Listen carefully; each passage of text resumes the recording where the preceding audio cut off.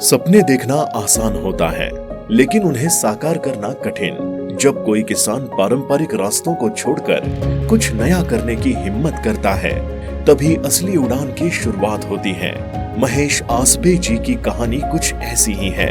एक अनजाने फल की तलाश में उन्होंने मिट्टी को नए नजरिए से समझा और सफलता की नई राह बनाई।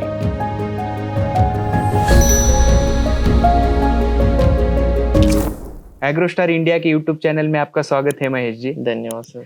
तो वैसे देखा जाए तो आपका बीटेक हुआ है एग्रीकल्चर में, उसके सर। बाद आपने एमटेक किया है फूड प्रोसेसिंग में। तो ये सब होने के बाद आप अच्छी खासी नौकरी कर सकते थे मेट्रो सिटीज में जाके, फिर भी आपने ड्रैगन खेती वाला थॉट आपके दिमाग में कैसे आया? एक्चुअली मेरा जो एजुकेशन एग्रीकल्चर में ही हुआ था और एमटेक भी उसी प्रोसेसिंग में ही हुआ था। फैमिली बैकग्राउंड है वो भी एग्रीकल्चर वाला ही है, मतलब कोई जॉब नहीं करता था, सभी खेती में जुड़े हुए थे। तो सबसे पहले पापा ही मेरे इंस्पिरेशन रहे हैं हमेशा। और दूसरा ये था कि मैं इजराइल में मेरा एक टूर हुआ था मेरे एजुकेशन के टाइम, तो वहाँ पे एक बहुत बड़ा इंस्पिरेशन मिला था कि इतने कम एरिया में इतने मतलब एटमॉस्फेयर का भी कुछ सपोर्ट नहीं है उनको, फिर भी आज वर्ल्ड में वो एग्रीकल्चर सेक्टर में बहुत टॉप रहते थे। तो वो इंस्पिरेशन लेके मैं जब ग्रेजुएशन कंप्लीशन करके आया तभी सोचा था कि यहाँ पे भी कुछ हम नया कर सकते हैं, क्योंकि एग्जॉटिक्स बहुत सारे फ्रूट्स है कंट्रीज अदर कंट्रीज में।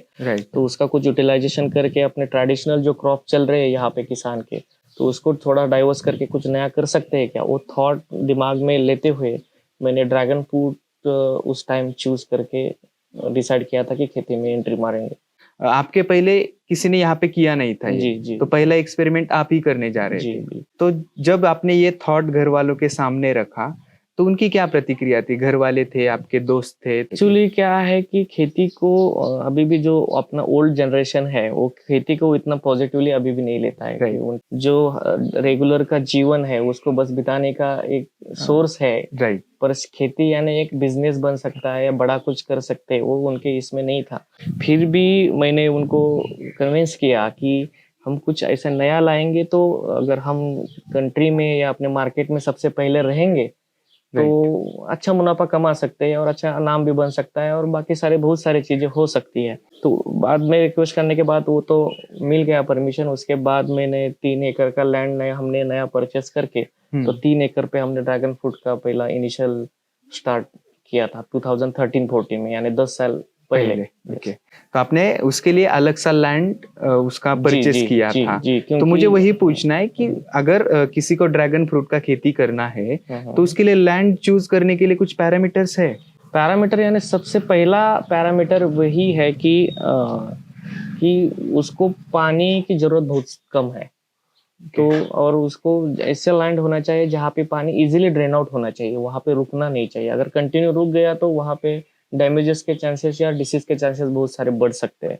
तो कहीं पे भी कीजिए, आप कर सकते हो ड्रैगन फ्रूट का खेती, तो बस खाली वहाँ पे पानी ड्रेन आउट होना चाहिए। तो आपका ब्लैक सॉइल हो या कौन सा भी सॉइल हो, बिल्कुल चलेगा। तो जमीन के चयन के साथ साथ और क्या क्या शुरुआती दौर में तैयारी करनी पड़ी आपको? और लैंड को रेडी करके वहाँ पे सबसे पहला पोल का स्ट्रक्चर बनाना पड़ता है आपको। पोल खड़े करने पड़ते हैं, क्योंकि ये जो ड्रैगन फ्रूट है एक बार लगाने के बाद 20-25 साल तक वो चलता रहता है। तो उसको ऐसा सपोर्ट होना चाहिए जो 20 साल तक उसको कंट्रोल कर सके। तो उसके लिए सीमेंट पोल बनाने पड़ते हैं। वो सब उसके बाद पोल बना के अपने लैंड में लगा दिए। एक अच्छे से डिस्टेंस हमको तय करना पड़ता है, 10x6 या 11x7, 12x7, ऐसे आपके हिसाब से आप डिस्टेंस चूज कर सकते हैं। डिस्टेंस चूज करने के बाद आपने जो स्ट्रक्चर बनाया है उसको खड़ा करना पड़ता है। उसके बाद बेड बनाने पड़ते हैं। बेड यानी क्यों मैंने बताया कि ताकि अगर बहुत सारी बारिश हुई तो बीच में से निकल जाए और बेड पे अपना पौधा अच्छे से सेट रह जाए। तो बेड बनाने के बाद उसके बाद पुल को चारों तरफ से 4 पौधे लगा के ऊपर प्लेट लगा के अब हमें उसको डेवलप करना पड़ता है।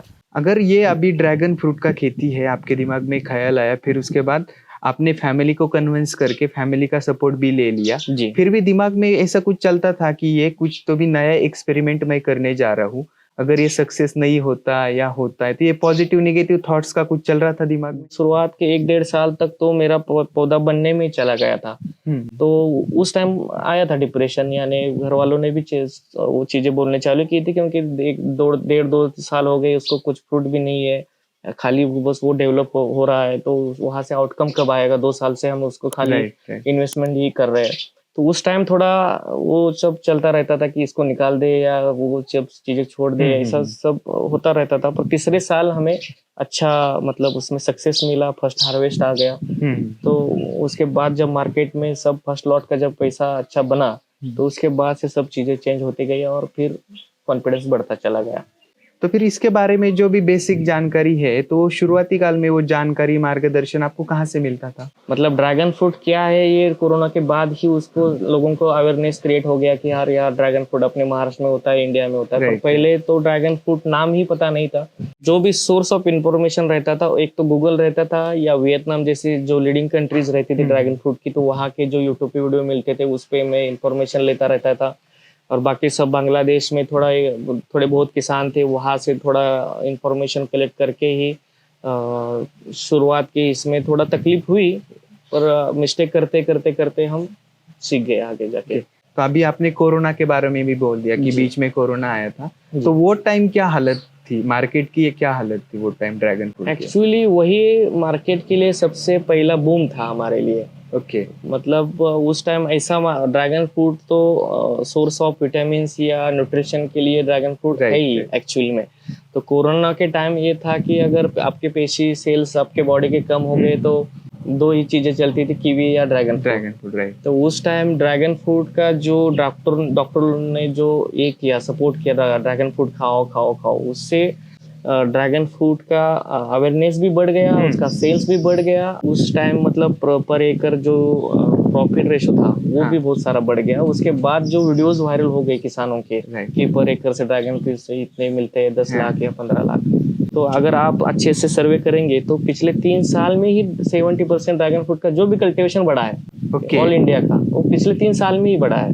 पहले किसान आप बस हाथ पे गिनने तक ही किसान थे, पर अभी पिछले 3 साल का हिस्ट्री निकालेंगे तो महाराष्ट्र में 20-25 हजार एकड़ के ऊपर उसका अभी कल्टीवेशन बढ़ गया। मतलब कोरोना के बाद ही ड्रैगन फ्रूट का अच्छा बूम आ गया। यस। हर सफलता के पीछे एक संघर्ष छुपा होता है।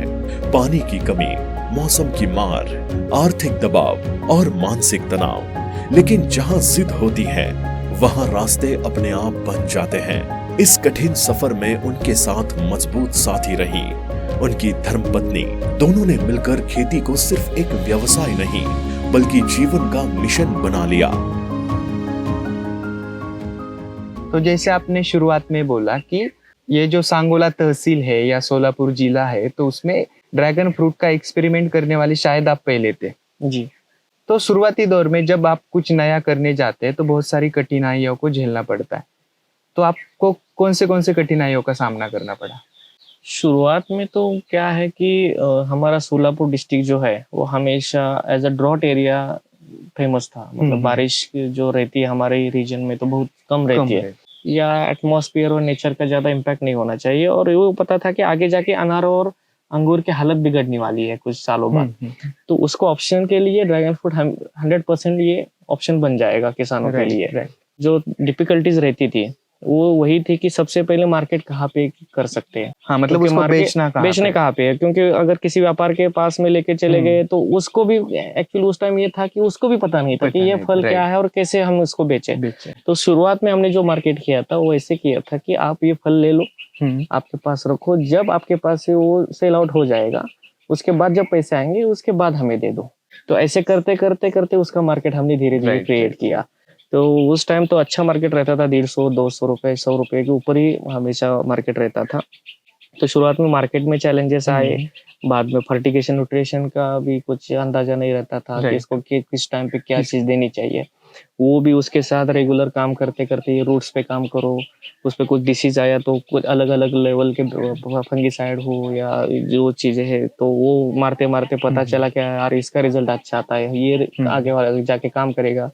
तीसरा बहुत बड़ी डिफिकल्टी आई समर के टाइम, क्योंकि ड्रैगन फ्रूट को 40 या 42 के डिग्री सेल्सियस के ऊपर चला गया तो उसको सन बर्निंग होता है। तो वो भी हमारे लिए सबसे पहला ये था कि यार ये सड़ रहा है समर के टाइम। तो वो हमारे लिए सबसे पहला इंसिडेंट था, वो सड़ रहा है इसके मतलब हमें लगा कि इसका काम हो गया, मतलब ये अब आगे नहीं जाके चलेगा।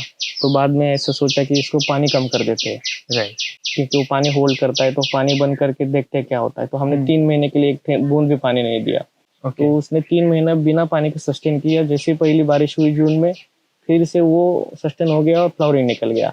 तब पता चला यार इसको अगर समर के टाइम पानी नहीं देंगे तो सनबर्न का भी प्रॉब्लम सॉल्व हो सकता है। मतलब ये सभी चीजें है, कोई साइंटिस्ट का गाइडेंस नहीं या कोई लिटरेचर का नहीं है, जो एक्सपेरिमेंटल लर्निंग उसमें 3, 4, 5 साल चले गए सब चीजें सीखते। पर वो सब लर्निंग फेज थी। पर अभी उसके रिजल्ट अभी के टाइम बहुत अच्छा आ रहे हैं कि जो किसान हमें 3 साल लगे, वो किसान अभी 6 महीने 1 साल में प्रोडक्शन चालू करता है, अच्छे रिजल्ट लेता है। जो हम 3 टन निकलते थे, अब का किसान 10 टन पहले साल ही निकाल रहा है। तो शुरुआती फेज में आपको बहुत सारा लॉस भी झेलना पड़ा है। तो मेरा वही क्वेश्चन है कि आर्थिक निवेश को लेकर क्या क्या दिक्कतें आई आपको? आर्थिक निवेश को लेकर मतलब क्या था कि एक तो अभी जो अगर सबसे पहले शुरुआत करेंगे कि पौधों की, अभी पौधे तो इजीली कहीं पे भी अवेलेबल हो रही है। वो तो मार्केट रेट से अभी 25 रुपया 30 रुपया, ज्यादा से ज्यादा 40 रुपया पर पीस है। उस टाइम हमने एक पौधा 110 रुपए से लिया था। अच्छा। क्योंकि जो बेचने वाला था वो भी बाहर से ला के देता था, वहां से लिया। हमें भी कुछ पता नहीं था कि एक्चुअली उसकी प्राइस होती कितनी है, क्योंकि वो तो पहली चीज थी। तो वहां पे पौधे 110 रुपए से लिए थे, जो एकड़ में लगते हैं कम से कम 3000 पौधे। तो 3-3.5 लाख रुपया हमारा तो पौधों में चला गया। दूसरी चीज आई कि उसके पोल और स्ट्रक्चर बनाने की चीज आई उस टाइम। तो उसको कैसे बनाया जाए, मतलब सब चीजें नई थी, इसलिए कॉस्ट भी ज्यादा बढ़ने लगी थी। तो ऐसे ऐसे करते करते उस टाइम तो हमारा पर एकड़ 7-8 लाख ऊपर पर एकड़ की इन्वेस्टमेंट बन गई थी। जो अभी के टाइम 4 या 5 लाख में बन जाती है। मतलब अभी अगर आप सोच रहे हैं कि हमें ड्रैगन फ्रूट लगाना चाहता हूँ, तो आप 4-5 लाख रुपए में पर एकड़ में आप खड़े कर सकते हैं। पर उस टाइम आर्थिक तकनीक वो बहुत दिक्कत बन गई थी, क्योंकि सब चीजें नई थी। तो अभी जब आपने शुरुआत की, तो मतलब कुछ भी नया करना हो तो फैमिली का मोरल सपोर्ट बहुत इंपॉर्टेंट होता है। बिल्कुल। तो आपके पापा जी का भी सपोर्ट था। जी, और दूसरी बात ये है कि आपकी जो पत्नी है, उन्होंने आपको कैसे सहारा दिया इन सब चीजों में? बिल्कुल। मतलब मेरे इस खेती में आने का इनिशियल स्टार्ट जो था, मतलब तुम जाके खेती करो, मतलब इजराइल का मैंने जो आपको एग्जांपल दिया, तो इजराइल में हम दोनों एक साथ ही थे एजुकेशन के टाइम। एक्चुअली उसी ने मोटिवेट किया था कि यार तुम जो सोच रहे हो कि जॉब करेंगे या एमपीएससी यूपीएससी की सोच रहे हो, इजराइल इतना आगे बढ़ रहा है, तुम्हारे पास इतनी बड़ी खेती है, इतना अच्छा बैकग्राउंड है, तो इनके जैसा ऐसा कुछ नया कुछ चीजें जो है हम वहां पे अगर करेंगे तो कुछ अच्छा बन सकता है। मतलब इनिशियल स्पार्क तो उसी ने ही दिया था। वो आगे जाके मेरी पत्नी भी बन गई, वो तो अच्छी बात हो गई। तो मतलब इसमें उसका बहुत सपोर्ट है, हाथ है। मतलब नई नई वैरायटीज ढूंढना हो, अदर कंट्रीज में जाना हो, रिसर्च करना हो कि कहाँ पे क्या है।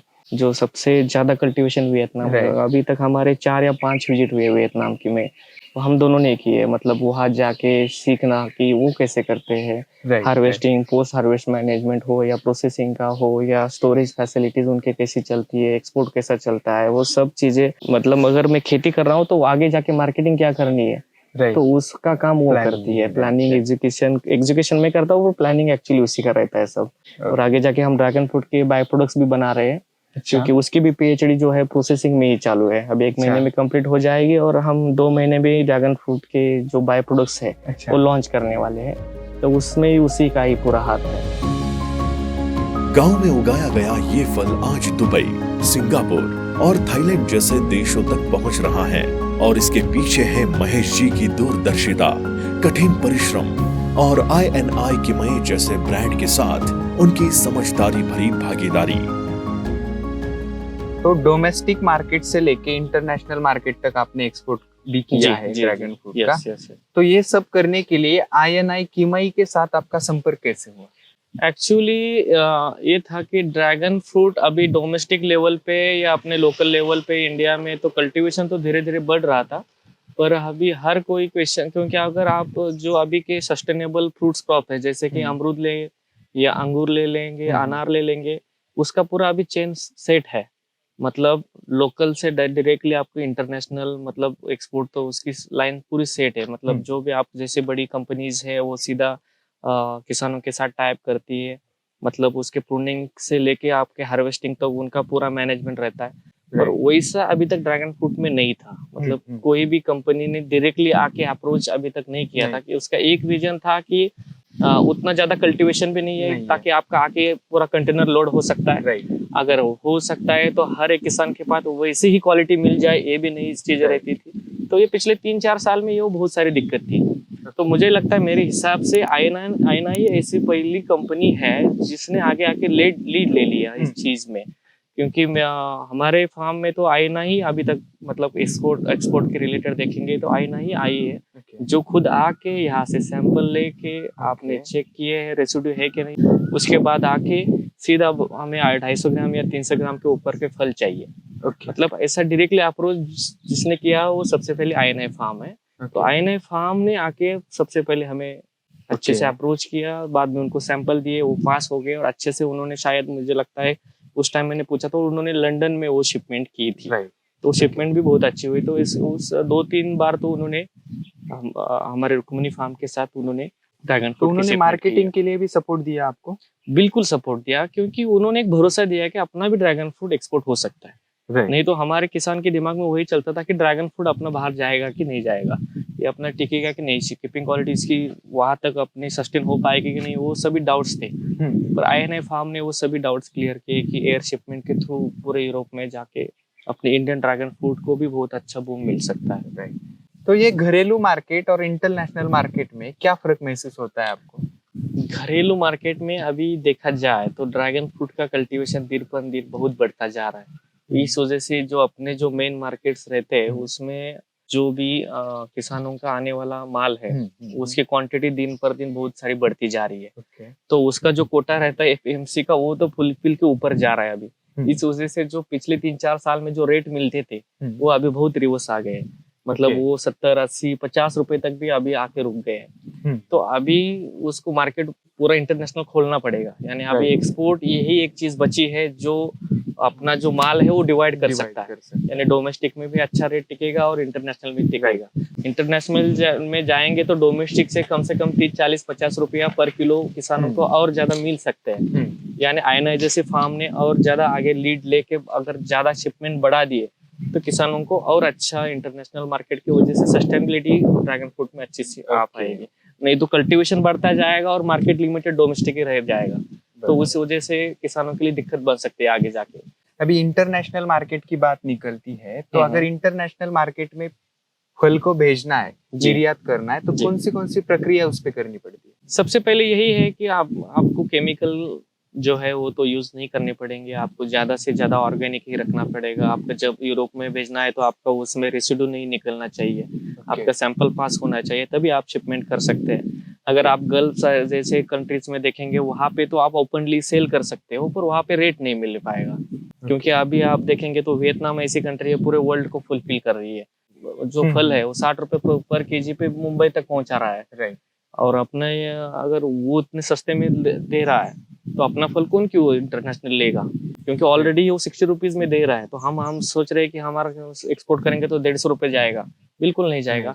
तो वो रेट तभी मिलेगा अगर आप यूरोप तक चले जाओगे। तो यूरोप में जाना है तो हमें आपको टोटली ऑर्गेनिक पे ध्यान देना पड़ेगा, तभी आप एक्सपोर्ट में टिक सकते हो। ड्रैगन फ्रूट नाम में ही शक्ति और रहस्य समाया हुआ है। इसकी खेती एकदम अलग सोच और दृष्टिकोण मांगती है। कम पानी में फलने वाला लेकिन ज्यादा उत्पादन देने वाला ये फल मेहनत और सटीक योजना से ही सफल होता है। ये जो ड्रैगन फ्रूट की फसल है ये बाकी फसलों से कैसे अलग होती है? और ये ड्रैगन फ्रूट ऐसा है कि कभी भी बारिश आ जाए, किसी को क्लाइमेट कैसे भी बदल जाए, उसका असर इस पे ज्यादा नहीं होता है। और इसका जो फ्रूटिंग का सीजन है वो जून से नवंबर तक है, बारिश के टाइम ही है। अच्छा। यानी किसान को ज्यादा पानी के इशू भी नहीं बन सकता है। और ये इसका काम है उस पूरा नेचुरली है। मतलब जब तक पहली बारिश नहीं बनती तब तक इसका फ्रूटिंग चालू नहीं हो सकता। और बाकी अगर फसल देखेंगे वो अपने हाथ में है, कब प्रूनिंग करना है और कब साल में कौन से महीने में उसकी मतलब उसका फ्रूटिंग लेना है, वो अपने हाथ में है। पर ये पूरा नेचुरल है। मतलब इसको कम पानी में लिया जाता है, इसलिए उसको मौसम का कोई पैरामीटर नहीं है। और मतलब जब तक पहली बारिश नहीं होती है जून की तब तक उसका फ्रूटिंग भी नहीं चालू होता है। तो मतलब अगर बाकी फसलों की कंपेयर करेंगे तो मतलब फर्टिलाइजर हो या डिसीज हो वो भी कम है, पानी की जरूरत भी कम है, और मेन चीज क्या है कि नेचर का इफेक्ट बहुत कम है। क्योंकि अगर अंगूर का क्या है कि साल भर संभालो, अगर एक दिन में कुछ नेचर में बदलाव हो गया तो साल की मेहनत एक दिन में निकल Right. जा सकती है। पर इसमें ऐसा है कि ये फल है सीजन में 6 बार आता है। अगर Okay. उसका एक लॉट अगर मान लीजिए कि काट रहे हैं पीछे, ये पहले हार्वेस्टिंग चालू है, मान अच्छा। लीजिए कि इसको मार्केट में अच्छा प्राइस नहीं मिला, तब तक ये दूसरा आ रहा है, ये तीसरा आ रहा है। तो अभी ये जो हार्वेस्टिंग चालू है, ये कितने दिन का फल है? ये 35 डेज, मतलब 35 days. बडिंग, मतलब छोटी ये जो है, हाँ, ये हाँ. बडिंग आने से फ्रूटिंग आने तक ये जो इंटरवल है उसका, वो 35 to 40 डेज का है। Okay. पर ये सीजन में कम से कम 6 बार हार्वेस्ट होता Harvest है, होता है. यानी किसान को 6 बार ऑप्शन मिलता है इसको। Okay. मतलब ऐसा नहीं कि एक बार ही हार्वेस्ट आ गया, मार्केट में चला गया, लॉस हो गया तो खत्म हो गया सब, Okay. वो जाने तक दूसरा लॉट आता है। Okay, लेकिन उसका मार्केट वैल्यू जो है वो फ्रूट के साइज के हिसाब से साइज के decide हिसाब से होता है. रहते हैं, मतलब 200 ग्राम, 300 ग्राम, 400 ग्राम। जो 400 ग्राम को ऊपर का रहता है उसको अच्छा प्राइस मिलता अच्छा. है, 300 ग्राम का रहता है वो सेकंड प्राइस मिलता है, 200 Okay. ग्राम होता है वो थर्ड ग्रेड में चला जाता है। ऐसा तो आप इसके लिए खाद का मैनेजमेंट या सिंचाई के लिए क्या मैनेजमेंट करते हो, कैसे किया जाता है? ड्रैगन फ्रूट के लिए सबसे पहले तो ड्रिप इरिगेशन कंपलसरी है, ओके. क्योंकि उसको पानी की जरूरत लिमिटेड है। आप Okay. फ्लड इरिगेशन नहीं इसको कर सकते। ओके. तो सबसे पहले आपको सिंचाई के लिए आपको ड्रिप इरिगेशन की जरूरत है। खाद के बारे में बात करेंगे तो टोटली ऑर्गेनिक ड्रैगन फ्रूट करेंगे तो अच्छा ही है। मत आप 50-50% भी कर सकते हैं, 50% केमिकल और 50% ऑर्गेनिक। इसको गोबर खाद ओके. बहुत अच्छा फेवरेबल है ड्रैगन फ्रूट के लिए, ग्रोथ के लिए, सभी चीजों के लिए। आप गोबर का ज्यादा यूज करेंगे तो वो सबसे अच्छी चीज है। और बाकी जो जीवामृत हो या स्लरी हो अपने देसी गाय का, वो सब चीजें अगर आप हर मंथली यूज करेंगे तो आने वाला रिजल्ट ड्रैगन फ्रूट के लिए बहुत अच्छा बेटर है। ओके. तो ये जो एक पौधा है उससे सालाना कितना उत्पादन निकलता है? एक पौधा अगर आप सोचेंगे तो वो एक सीजन में कम से कम 3 किलो से 5 किलो तक आपको आउटकम दे सकता है एक सीजन में। एक सीजन ऐसे आप सोचेंगे तो आपके पर एकड़ में 3000 तक पौधे बैठ सकते हैं। यानी 10 टन से 15 टन के इन बिटवीन आपको पर एकड़ जो उत्पादन है एक सीजन में मिल सकता है। तो इसमें भी बीमारियां आती है या इसके लिए आप कौन से कीटनाशक का या दवाइयों का यूज करते हो? बिल्कुल। ड्रैगन फ्रूट पिछले 5-6-7 साल पहले देखेंगे तो उस टाइम बीमारियां बहुत कम थी। पर अभी उसका कल्टीवेशन बढ़ रहा है। किसानों बहुत सारे पेस्टिसाइड, फंगीसाइड्स या वीडीसाइड्स यूज कर रहे हैं, तो इस वजह से अभी इस पे भी बहुत सारे अटैक बढ़ रहे हैं। सबसे पहले ये है, इसमें जो है फंगस है, जो फंगस नाम की चीज है अपने लीव्स पे भी आती है और फल पे भी आती है। तो उसके लिए आपको अलग तरीके से फंगीसाइड्स भी यूज करने पड़ते हैं। दूसरी चीज है सनबर्न। अगर आपका एरिया हाई टेम्परेचर में रहता है, 40 डिग्री सेल्सियस के ऊपर अगर जा रहा होगा तो यहाँ पे देखेंगे तो ऐसे इस टाइप से आपका बर्निंग हो सकता है।